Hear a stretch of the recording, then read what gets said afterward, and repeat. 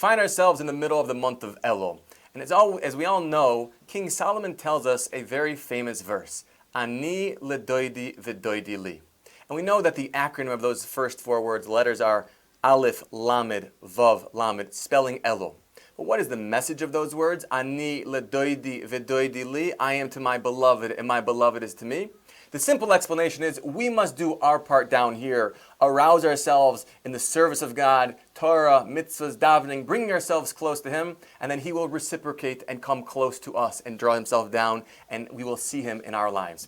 What's very fascinating is we generally think about this time period as a 40-day opportunity, from the first day of Elul until Yom Kippur.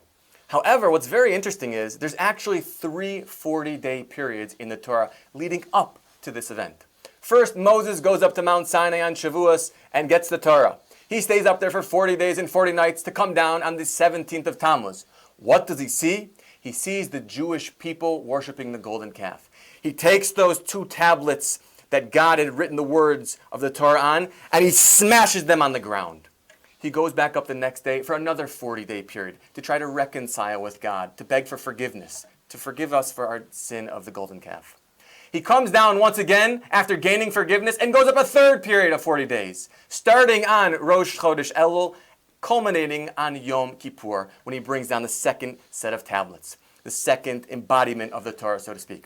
What's interesting, though, is actually the same Torah. Everything was exactly the same. The writing was the words of God. He did it himself.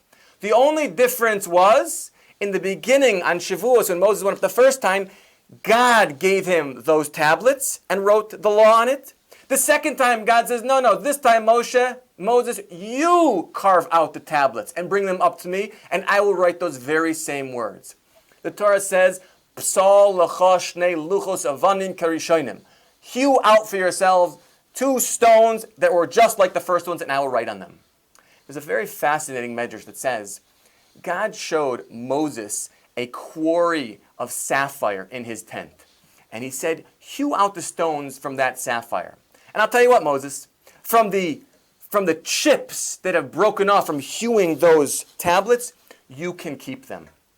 The Talmud says Moses actually became rich from those broken, shattered pieces of the tablets, which is kind of funny. I mean, let's see. Is it a business deal? God says, Moses, here, do me a favor. Carve out 2 tablets, and I'll let you keep the rest, and you'll make $1 or 2. I mean, that's a little interesting. We're talking about giving the Torah, a very holy thing, and Moses is making some money off it. Secondly, I mean, he's in the desert. What does he need money for? I mean, he's going to have a nice malava malka. He wants to get sushi. What's this whole thing? He needs to have a lot of money. He's going to keep those broken pieces of sapphire. So one of the great Hasidic masters tells us an incredible idea. How does a person get rich in this world? You might think it's from having a good job, from making a lot of money, whatever it is, a good investment. No, says the Torah. What makes you rich? The broken pieces of the tablets. That means the broken, shattered pieces of a person's life. Those very things that are the embodiment of what you consider to be negative or evil or corrupt. Those very shattered, broken shards is what can enrich your life. They can elevate you to a higher platform. Why? Because when you learn the lesson of whatever caused you to fail, you're in a much higher place now. As the Talmud says, that a perfect righteous man cannot stand in the place where a Baal Tshuva stands. And that's applicable to everybody's life, even if it's not a very negative thing. Everyone has things to work on. And those chips, those broken pieces, if you look at them and identify where you can become greater from them, that will enrich your life like nothing else. And that's what we're supposed to do in the month of Elul, to introspect, to look and see how can we become greater. Look at the things that we're not so happy with. And those will be the boost, the platform that will jump off to become even greater, even higher.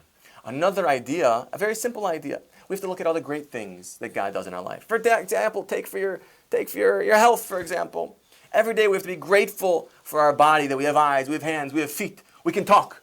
Simple things we take for granted, we cannot take for granted, particularly in the month of Elul. Just because I had it this year doesn't mean I will have it in the next year.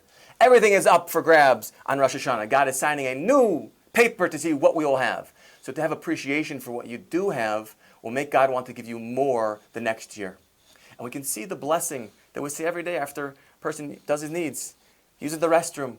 We say, God, you made me with some things that are closed, some things that are open, and if the things that was closed were open, or was open was closed, we couldn't stand even for 1 second. Look at those words. I afshar liskayem v'lamod lefanecha.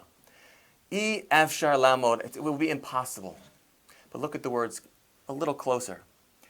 Afshar liskayem v'lamod lefanecha.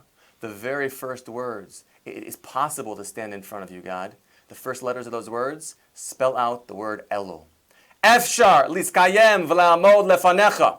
What gives us the power to stand in front of Hashem? The capability? Number one, recognize all the greatness that He does for you, all the kindness that He does for you, that you're healthy, that you're happy, that you have anything you have in your life that's good. You have to appreciate it and count the blessings that God has given you. And that's what Elo is about. Not only about fixing up the things that we're not happy with, but appreciating all the good that we have.